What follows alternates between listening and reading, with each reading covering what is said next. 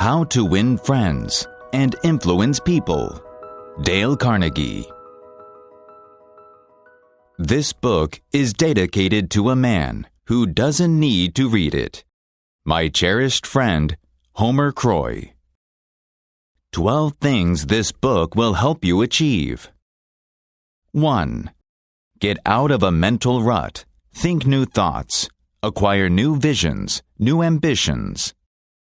2. Make friends quickly and easily.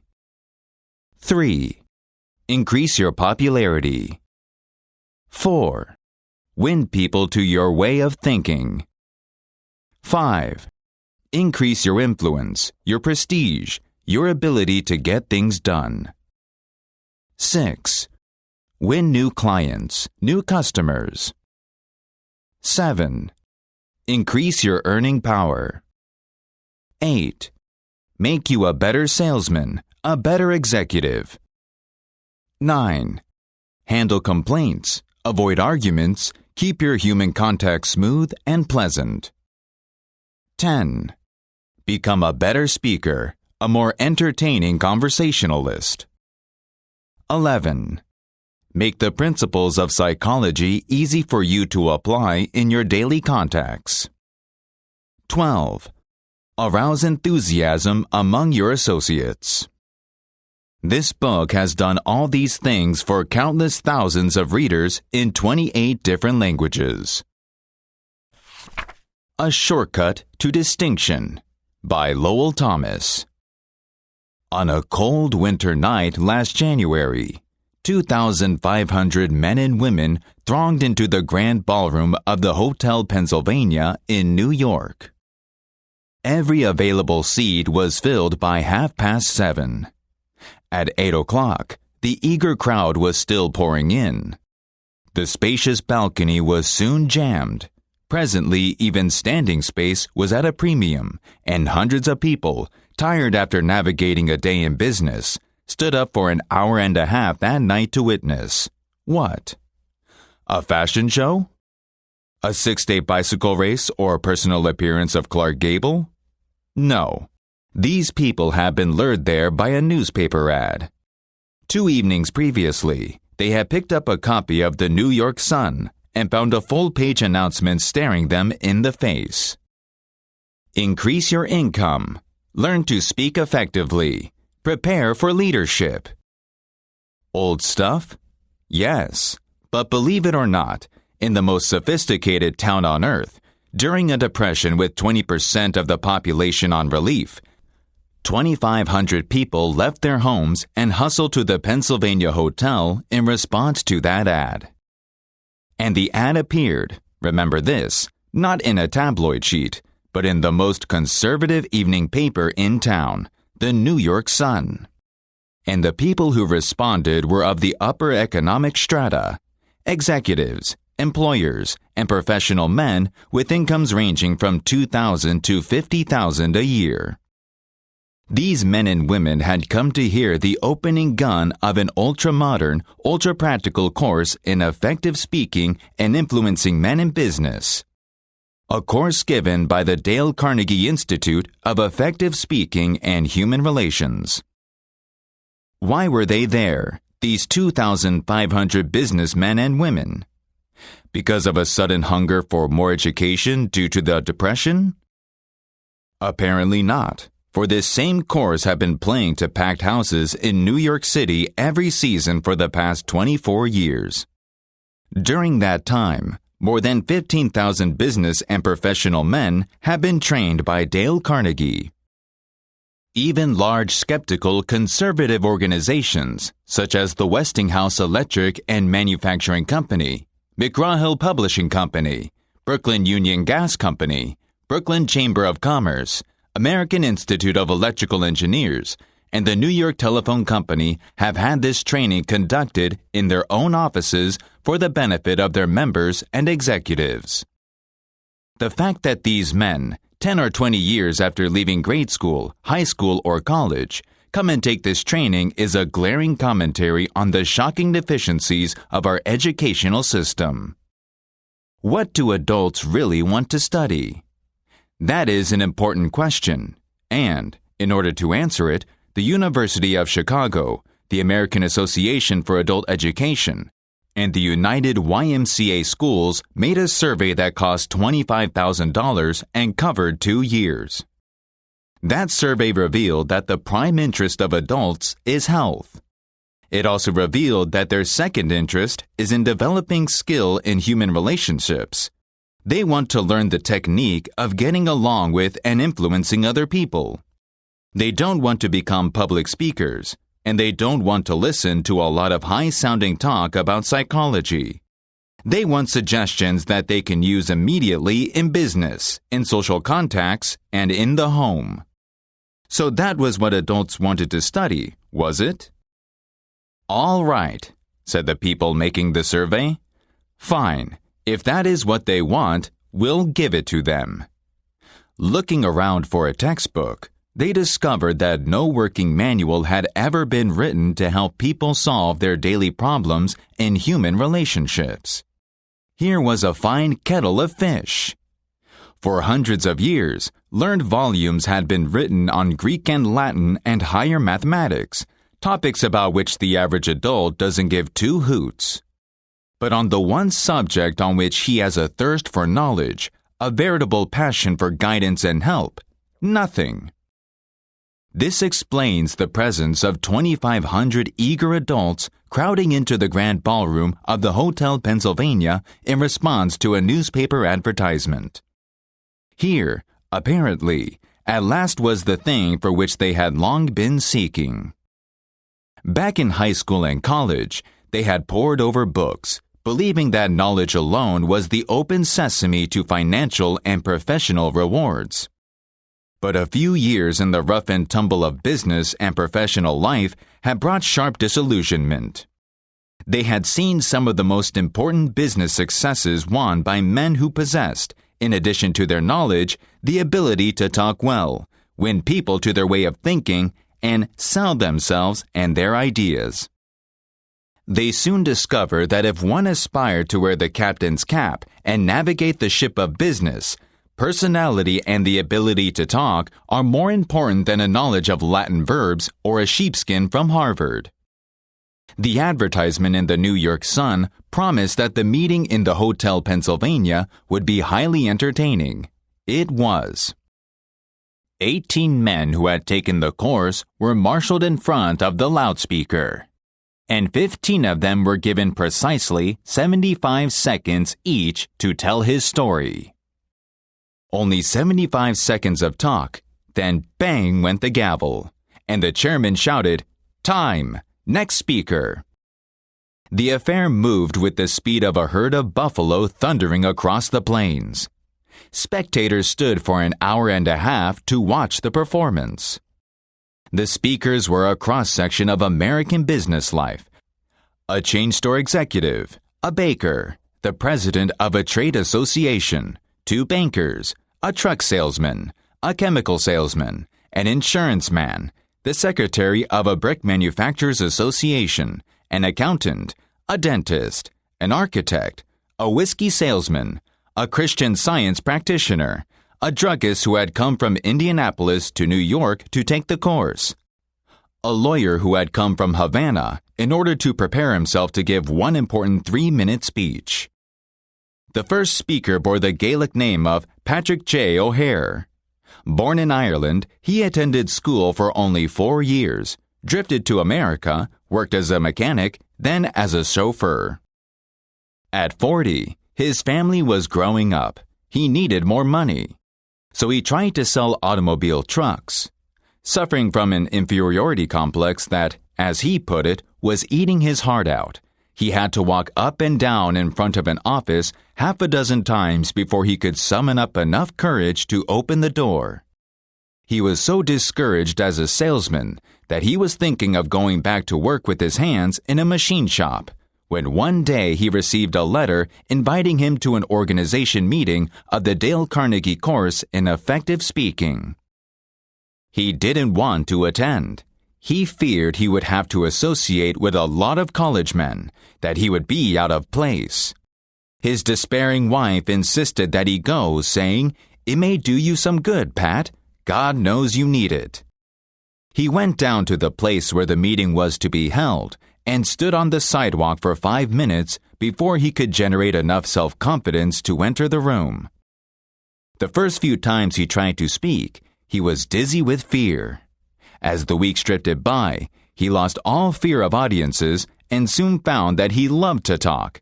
The bigger the crowd, the better. And he also lost his fear of individuals. He lost his fear of his own customers. His income mounted and skyrocketed. Today, he is one of the star salesmen in New York City.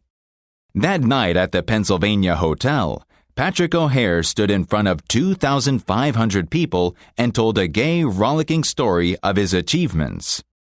Wave after wave of laughter swept over the audience. Few professional speakers could have equaled his performance. The next speaker, Godfrey Meyer, was a gray-headed banker, the father of 11 children. The first time he attempted to speak in class, he was literally struck dumb. His mind refused to function. His story is a vivid illustration of how leadership gravitates to the man who can talk.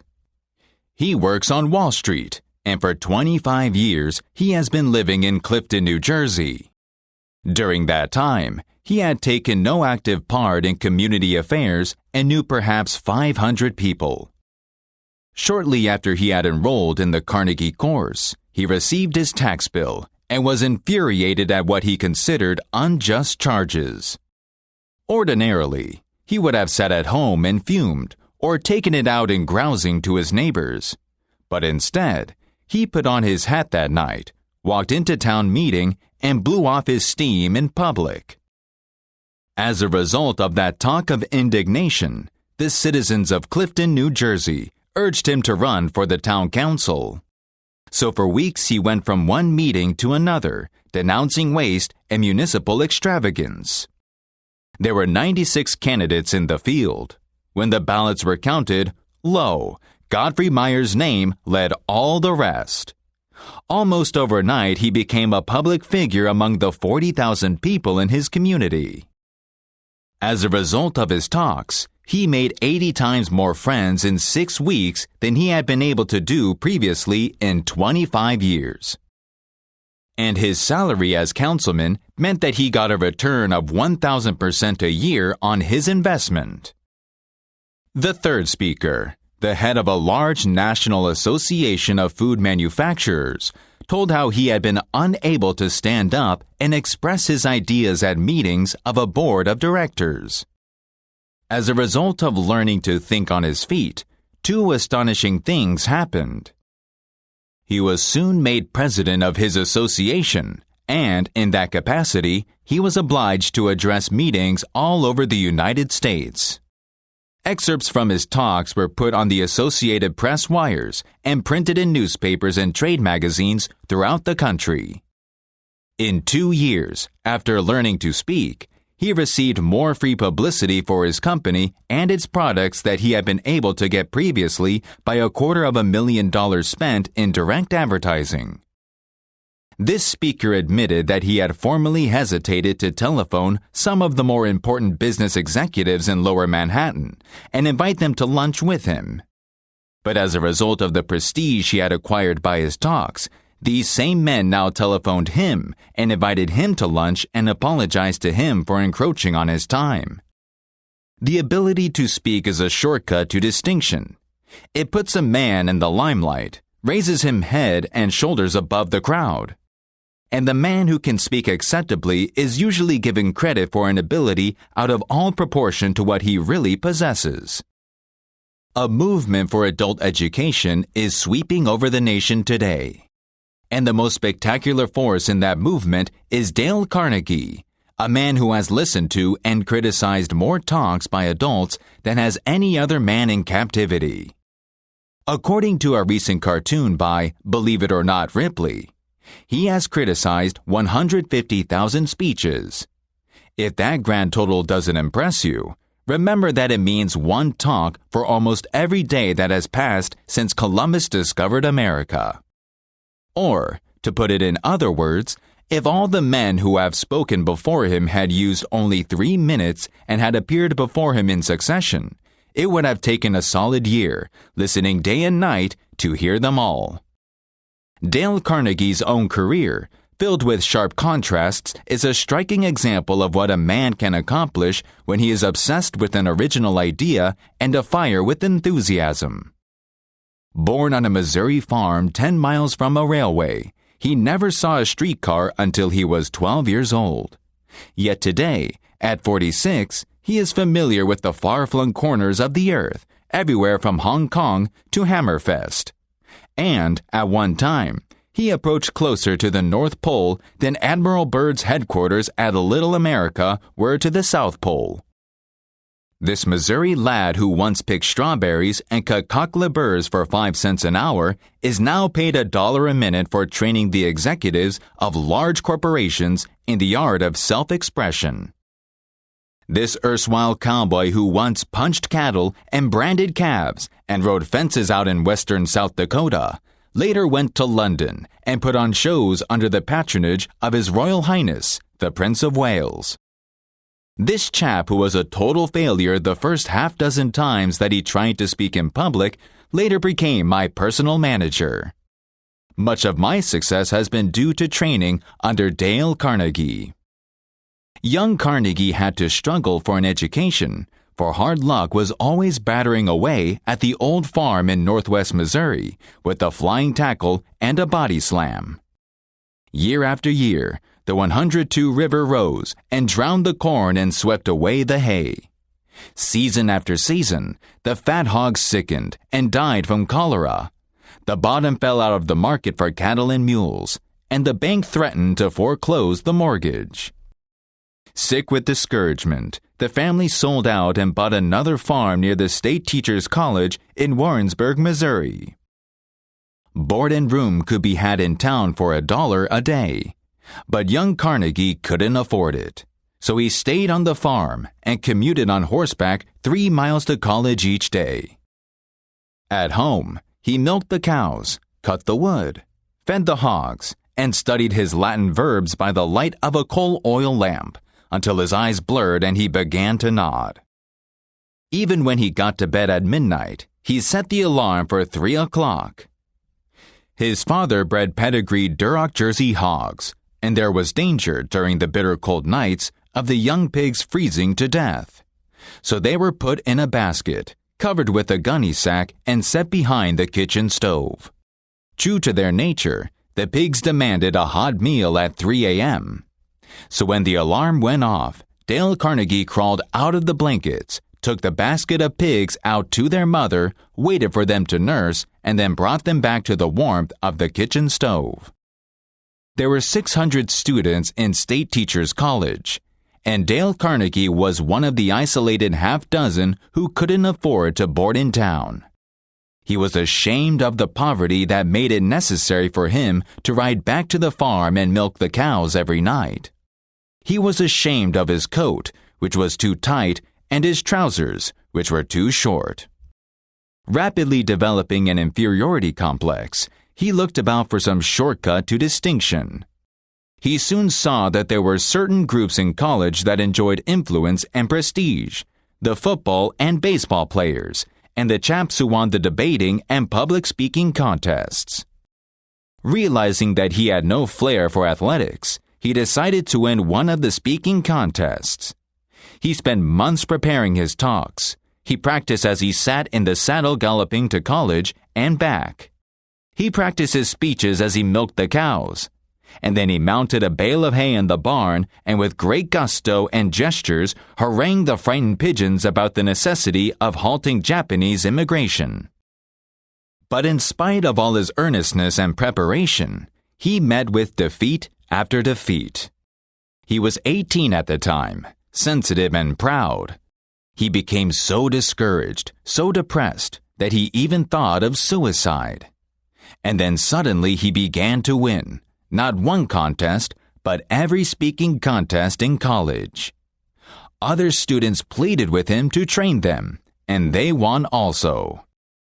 Graduating from college, he started selling correspondence courses to the ranchers among the sandhills of western Nebraska and eastern Wyoming. In spite of all his boundless energy and enthusiasm, he couldn't make the grade. He became so discouraged that he went to his hotel room in Alliance, Nebraska, in the middle of the day, threw himself across the bed, and wept with despair. He longed to go back to college. He longed to retreat from the harsh battle of life. But he couldn't. So he resolved to go to Omaha and get another job. He didn't have the money for a railroad ticket, so he traveled on a freight train, feeding and watering 2 carloads of wild horses in return for his passage. Landing in South Omaha, he got a job selling bacon and soap and lard for Armour & Company. His territory was up among the Badlands and the cow and Indian country of western South Dakota. He covered his territory by freight train and on stagecoach and on horseback, and slept in pioneer hotels where the only partition between the rooms was a sheet of muslin. He studied books on salesmanship, rode bucking broncos, played poker with squaw men, and learned how to collect money. When an inland storekeeper couldn't pay cash for the bacon and hams he had ordered, Dale Carnegie would take a dozen pair of shoes off his shelf, sell the shoes to the railroad men, and forward the receipts to Armour & Company. He would often ride a freight train 100 miles a day. When the train stopped to unload freight, he would dash uptown, see 3 or 4 merchants, get his orders. And when the whistle blew, he would dash down the street again, lickety-split, and swing onto the train while it was moving. Within 2 years, he had taken an unproductive territory that stood in the 25th place and boosted it to first place among all the 29 car routes leading out of South Omaha. Armour & Company offered to promote him, saying, "You have achieved what seemed impossible." But he refused the promotion and resigned, went to New York, studied at the American Academy of Dramatic Arts, and toured the country playing the role of Dr. Hartley in Polly of the Circus. He would never be a Booth or a Barrymore. He had the good sense to recognize that. So back he went to sales work again, dispensing automobile trucks for the Packard Motor Car Company. He knew nothing about machinery and cared nothing about it. Dreadfully unhappy, he had to scourge himself to his task each day. He longed to have time to study, to write the books he had dreamed about writing back in college. So he resigned. He was going to spend his days writing stories and novels and support himself by teaching in a night school. Teaching what? As he looked back and evaluated his college work, he saw that his training in public speaking had done more to give him confidence, courage, poise, and the ability to meet and deal with people in business than had all the rest of his college courses put together. So he urged the YMCA schools in New York to give him a chance to conduct courses in public speaking for businessmen. What? Make orators out of businessmen? Absurd. They knew.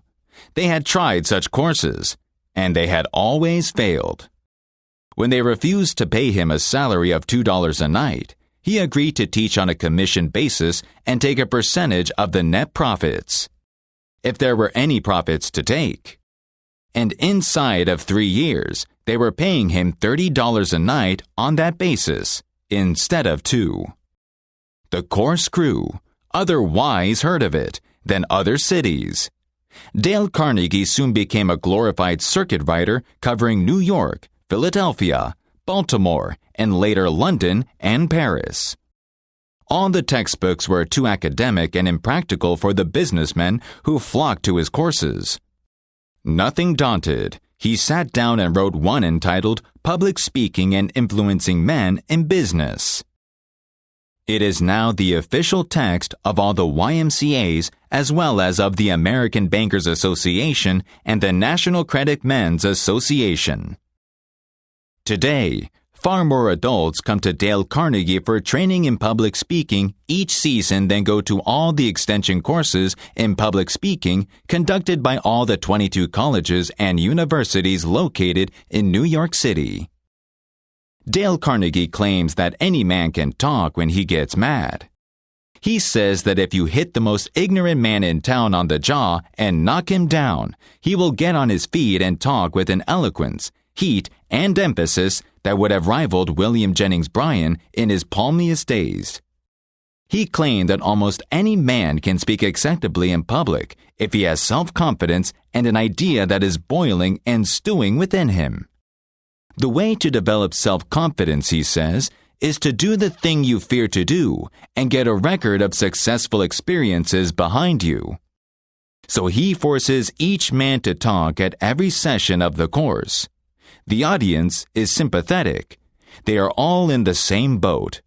And by constant practice, they develop a courage, confidence, and enthusiasm that carry over into their private speaking. Dale Carnegie will tell you that he has made a living all these years, not by teaching public speaking. That has been incidental. He claims his main job has been to help men conquer their fears and develop courage. He started out at first to conduct merely a course in public speaking, but the students who came were businessmen.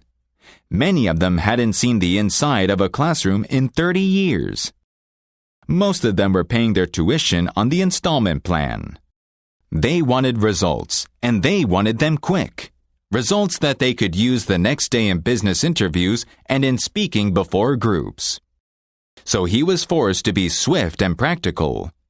Consequently, he has developed a system of training that is unique, a striking combination of public speaking, salesmanship, human relations, and applied psychology.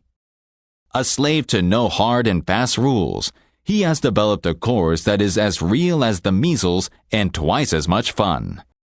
When the classes terminate, the men form clubs of their own and continue to meet fortnightly for years afterwards. One group of 19 men in Philadelphia had been meeting twice a month during the winter season for 17 years. Men frequently motor 50 or 100 miles to attend these classes. One student used to commute each week from Chicago to New York. Professor William James of Harvard used to say that the average man develops only 10% of his latent mental ability. Dale Carnegie, by helping businessmen and women to develop their latent possibilities, has created one of the most significant movements in adult education. 9 suggestions on how to get the most out of this book. 1. If you wish to get the most out of this book, there is one indispensable requirement.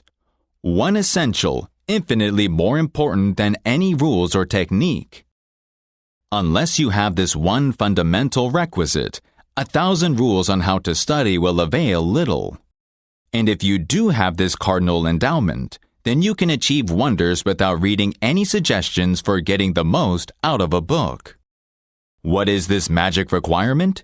Just this: a deep, driving desire to learn, a vigorous determination to increase your ability to deal with people. How can you develop such an urge? By constantly reminding yourself of how important these principles are to you. Picture to yourself how their mastery will aid you in your race for richer social and financial rewards. Say to yourself over and over, "My popularity, my happiness, and my income depend to no small extent upon my skill in dealing with people." 2. Read each chapter rapidly at first to get a bird's eye view of it. You will probably be tempted then to rush on to the next one, but don't. Unless you are reading merely for entertainment. But if you are reading because you want to increase your skill in human relations, then go back and reread each chapter thoroughly. In the long run, this will mean saving time and getting results. 3. Stop frequently in your reading to think over what you are reading. Ask yourself just how and when you can apply each suggestion. That kind of reading will aid you far more than racing ahead like a whippet chasing a rabbit. 4. Read with a red crayon, pencil, or fountain pen in your hand. And when you come across a suggestion that you feel you can use, draw a line beside it. If it is a 4-star suggestion, then underscore every sentence or mark it with XXXX. Marking and underscoring a book make it more interesting and far easier to review rapidly. 5. I know a man who has been office manager for a large insurance concern for 15 years. He reads every month all the insurance contracts his company issues. Yes, he reads the same contracts over month after month, year after year. Why? Because experience has taught him that that is the only way he can keep their provisions clearly in mind. I once spent almost 2 years writing a book on public speaking, and yet I find I have to keep going back over it from time to time in order to remember what I wrote in my own book. The rapidity with which we forget is astonishing. So, if you want to get a real lasting benefit out of this book, don't imagine that skimming through it once will suffice.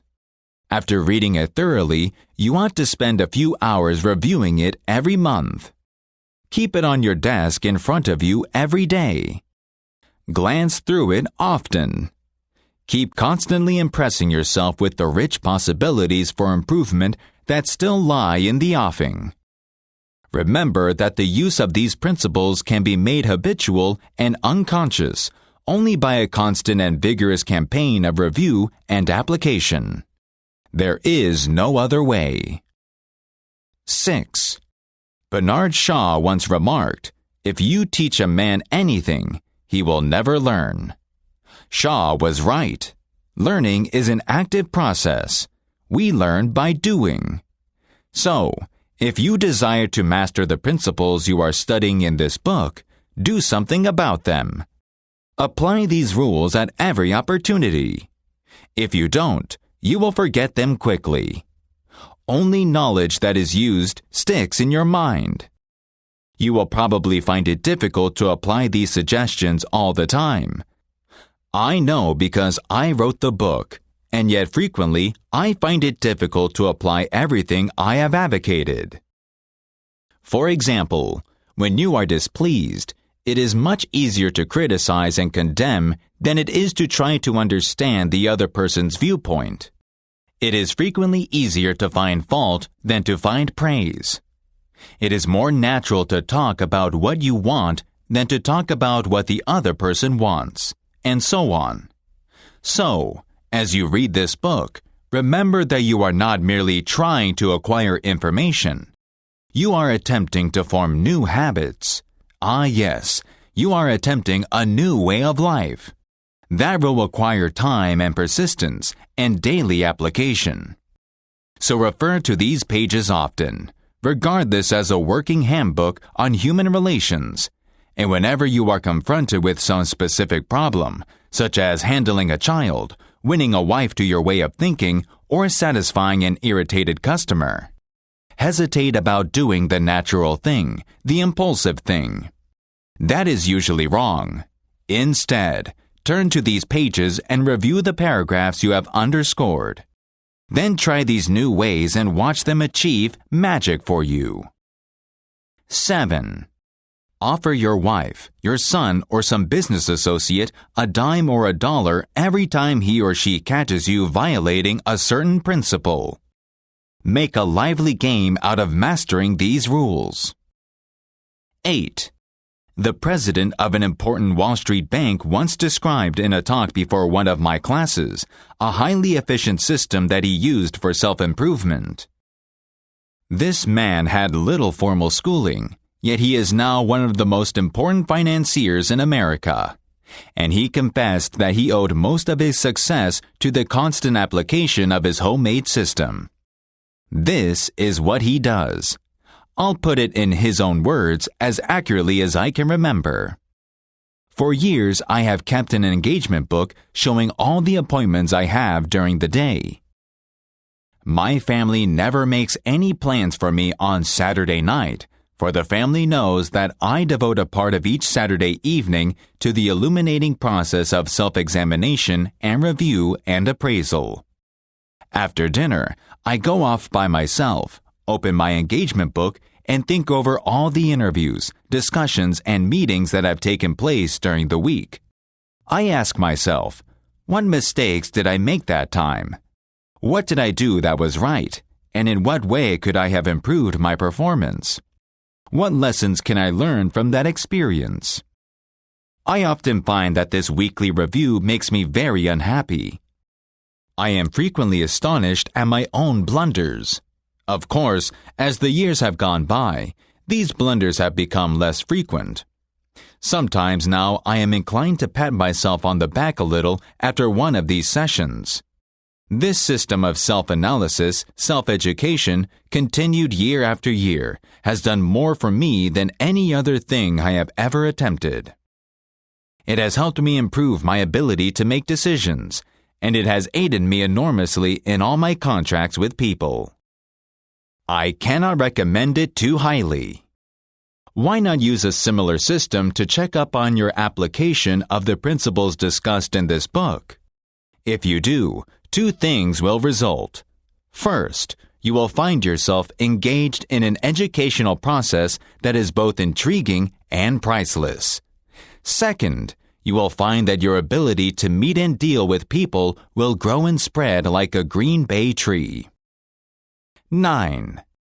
You will find a diary at the end of this book, a diary in which you ought to record your triumphs in the application of these principles. Be specific. Give names, dates, results. Keeping such a record will inspire you to greater efforts. And how fascinating these entries will be when you chance upon them some evening years from now. In order to get the most out of this book: 1. Develop a deep, driving desire to master the principles of human relations. 2. Read each chapter twice before going on to the next one. 3. As you read, stop frequently to ask yourself how you can apply each suggestion.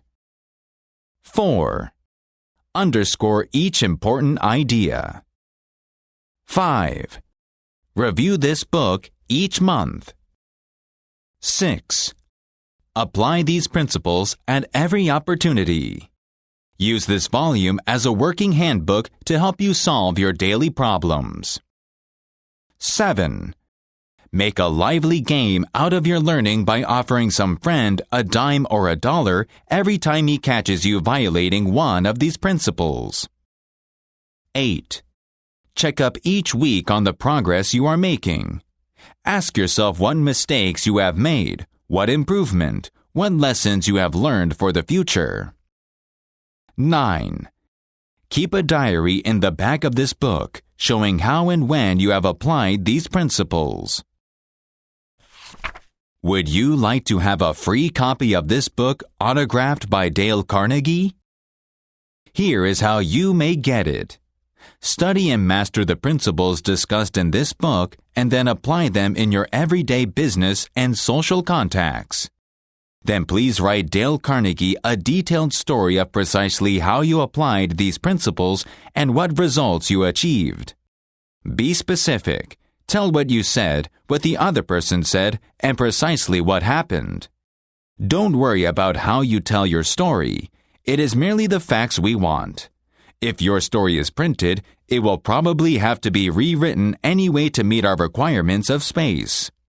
If you give us permission to do so, your story may be used in a syndicated newspaper column by Dale Carnegie, which appears in daily newspapers from coast to coast. If your story is used in Dale Carnegie's column, you will be mailed an autographed copy of this book without any cost.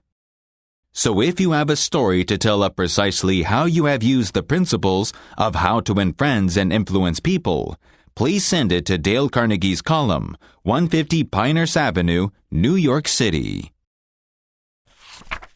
How this book was written and why, by Dale Carnegie.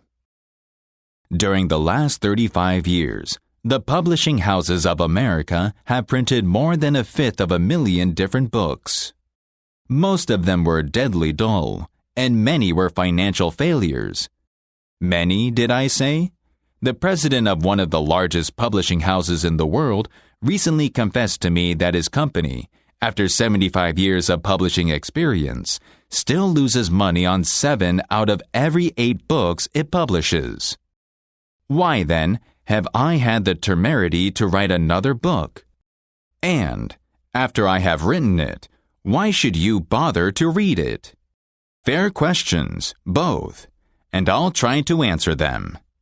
In order to explain precisely how and why this book was written, I may unfortunately have to repeat briefly some of the facts that you have already read in Lowell Thomas's introduction entitled A Shortcut to Distinction. I have, since 1912, been conducting educational courses for business and professional men and women in New York. At first, I conducted courses in public speaking only. Courses designed to train adults, by actual experience, to think on their feet and express their ideas with more clarity, more effectiveness, and more poise, both in business interviews and before groups. But gradually, as the seasons passed, I realized that sorely as these adults needed training in effective speaking, they needed still more training in the fine art of getting along with people in everyday business and social contacts. I also gradually realized that I was sorely in need of such training myself. As I look back now across the years, I am appalled at my own frequent lack of finesse and understanding. How I wish a book such as this had been placed in my hands 20 years ago. What a priceless boon it would have been. Dealing with people is probably the biggest problem you face, especially if you are a businessman. Yes, and that is also true if you are a housewife, architect, or engineer. Research made a few years ago under the auspices of the Carnegie Foundation for the Advancement of Teachers uncovered a most important and significant fact. A fact later confirmed by additional studies made at the Carnegie Institute of Technology. These investigations revealed that even in such technical lines as engineering, about 15% of one's financial success is due to one's technical knowledge and about 85% is due to skill in human engineering, to personality and the ability to lead people. For many years, I conducted courses each season in the Engineers Club of Philadelphia, and also courses for the New York chapter of the American Institute of Electrical Engineers. A total of probably more than 1,500 engineers have passed through my classes. They came to me because they finally realized, after years of observation and experience, that the highest paid men in the engineering field are frequently not the men who know most about engineering. One can, for example, hire mere technical ability in engineering, accountancy, architecture, or any other profession at $25 to $50 a week. The market is always glutted with it. But the man who has technical knowledge plus the ability to express his ideas, to assume leadership, and to arouse enthusiasm among men, that man is headed for higher earning power. In the heyday of his activity, John D. Rockefeller told Matthew C. Brush that the ability to deal with people is as purchasable a commodity as sugar or coffee. And I will pay more for that ability, said John D., than for any other under the sun. Wouldn't you suppose that every college in the land would conduct courses to develop the highest priced ability under the sun?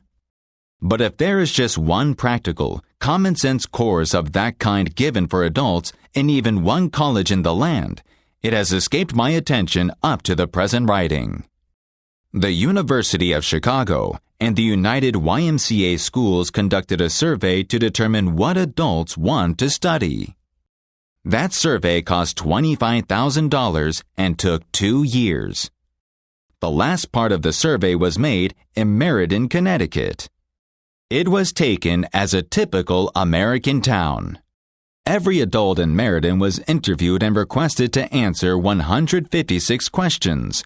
Questions such as, what is your business or profession? Your education. How do you spend your spare time? What is your income? Your hobbies? Your ambitions? Your problems? What subjects are you most interested in studying? And so on. That survey revealed that health is the prime interest of adults, and that their second interest is people. How to understand and get along with people. How to make people like you. And how to win others to your way of thinking. So the committee conducting this survey resolved to conduct such a course for adults in Meriden. They searched diligently for a practical textbook on the subject, but found not one. Finally, they approached one of the world's outstanding authorities on adult education and asked him if he knew of any book which met the needs of this group. "No," he replied, "I know what those adults want, but the book they need has never been written." I knew from experience that this statement was true, for I myself have been searching for years to discover a practical working handbook on human relations. Since no such book existed, I have tried to write one for use in my own courses, and here it is. I hope you like it. In preparation for this book, I read everything that I could find on the subject, everything from Dorothy Dix, the divorce court records, and the Parents Magazine, to Professor Overstreet, Alfred Adler, and William James. In addition to that, I hired a trained research man to spend 1.5 years in various libraries reading everything I had missed, plowing through erudite tomes on psychology, poring over hundreds of magazine articles, searching through countless biographies, trying to ascertain how the great men of all ages had dealt with people. We read the biographies of the great men of all ages. We read the life stories of all great leaders, from Julius Caesar to Thomas Edison. I recall that we read over 100 biographies of Theodore Roosevelt alone. We were determined to spare no time, no expense, to discover every practical idea that anyone had ever used throughout the ages to win friends and influence people. I personally interviewed scores of successful people, some of them world famous: Marconi, Franklin D. Roosevelt, Owen D. Young, Clark Gable, Mary Pickford, Martin Johnson, and tried to discover the technique they used in human relations. From all this material, I prepped a short talk. I called it How to Win Friends and Influence People. I say short. It was short in the beginning, but it has now expanded to a lecture that consumes 1 hour and 30 minutes. For years, I have given this talk each season to the adults in the Carnegie Institute courses in New York. I gave the talk and urged them to go out and test it in their business and social contacts, and then come back to class and speak about their experiences and the results they had achieved. What an interesting assignment!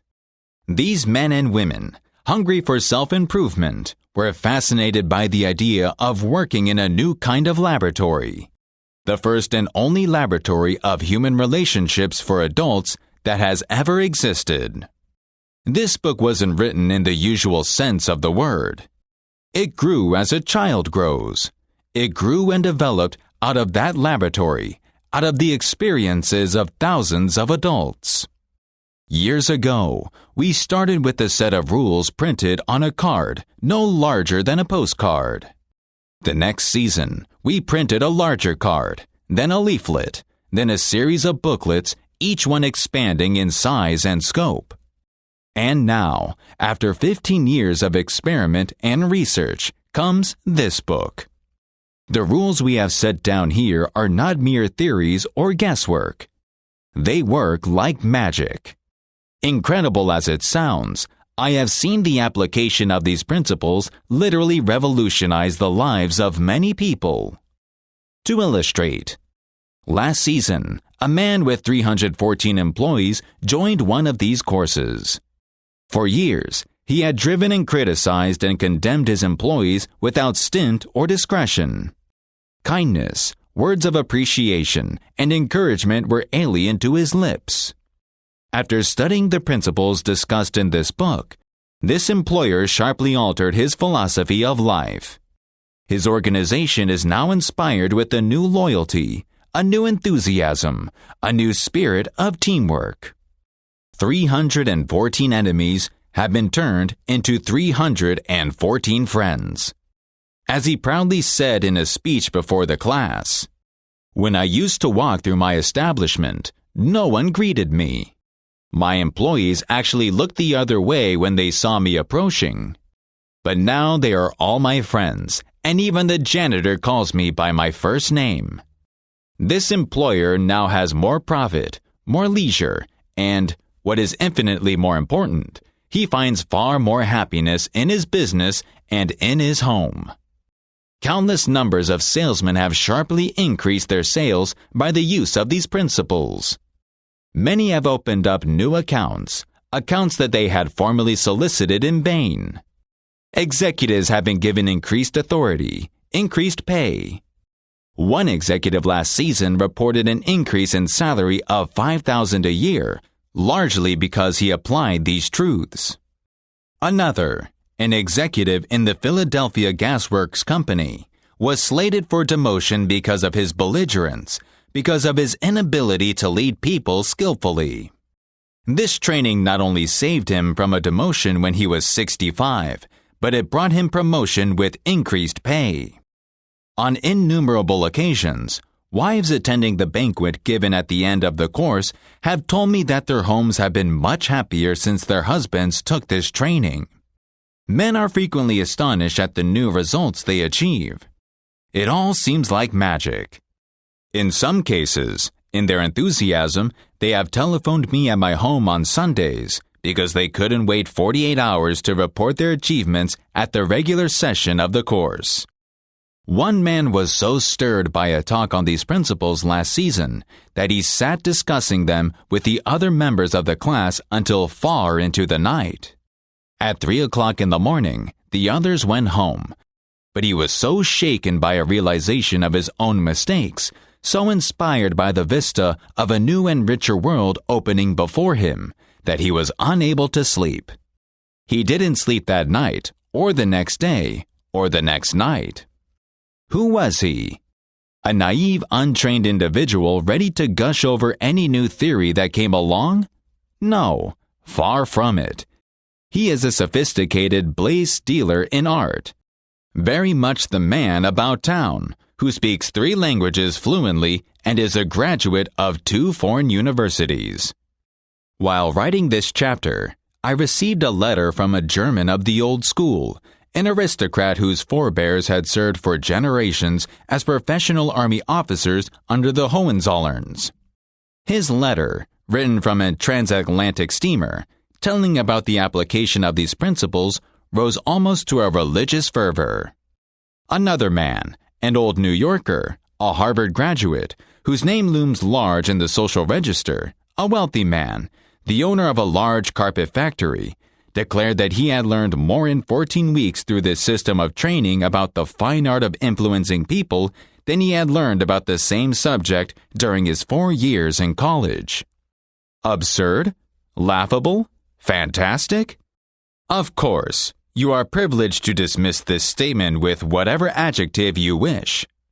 I am merely reporting, without comment, a declaration made by a conservative and eminently successful Harvard graduate in a public address to approximately 600 men at the Yale Club in New York on the evening of Thursday, February 23, 1933. "Compared to what we ought to be," said the famous Professor William James of Harvard, "compared to what we ought to be, we are only half awake. We are making use of only a small part of our physical and mental resources." Stating the thing broadly, the human individual thus lives far within his limits. He possesses powers of various sorts which he habitually fails to use. Those powers which you habitually fail to use, the sole purpose of this book is to help you discover, develop, and profit by those dormant and unused assets. "Education," said Dr. John G. Hibben, former president of Princeton University, is the ability to meet life situations. If by the time you have finished reading the first 3 chapters of this book, if you aren't then a little better equipped to meet life situations, then I shall consider this book to be a total failure, so far as you are concerned. For the great aim of education, said Herbert Spencer, is not knowledge, but action. And this is an action book. This introduction, like most introductions, is already too long. So let's go. Let's get down to brass tacks at once. Please turn immediately to Chapter 1.